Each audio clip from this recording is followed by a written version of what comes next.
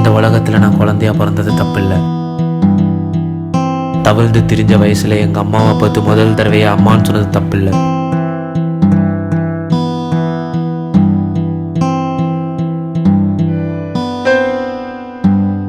நான் அழுகும் போதெல்லாம் எங்கள் அம்மாவும் அப்பாவும் எனக்கு கதை சொன்னது தப்பில்லை. எங்கள் அப்பா எனக்கு எது நல்லது எது கெட்டதுன்னு சொல்லி ஊர் சுற்றி காமிச்சது தப்பில்லை.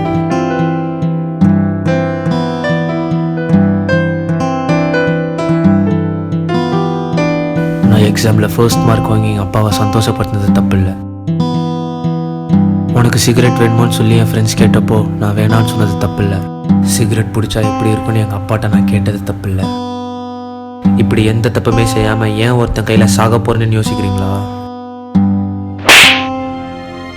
சிகரெட் பிடிச்சா கேன்சர் வரும், சீக்கிரம் செத்துருவோம் இப்படி சொல்ல வேண்டிய அப்பா ஏதோ கெட்ட வார்த்தை பேசுகிற மாதிரி என்னை ஓங்கி அரைஞ்சாரு. அது தப்பு. அவர் என்னை அடித்த கோவத்துலேயும் சிகரெட்டில் அப்படி என்னதான் இருக்குங்கிற ஆர்வத்துலேயும் அதை நான் தொட்டது தப்பு.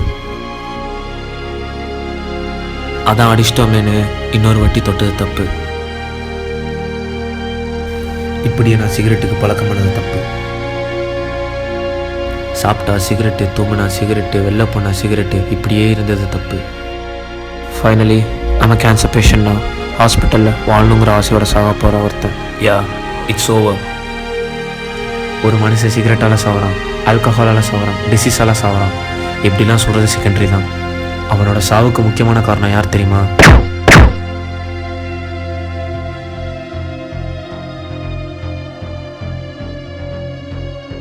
Well, it's you. நம்ம சாவுக்கு நாம தான் காரணமாக இருக்க முடியும். நம்ம செய்கிற ஒவ்வொரு தப்பு நமக்கு சரியாக தான் தெரியும்.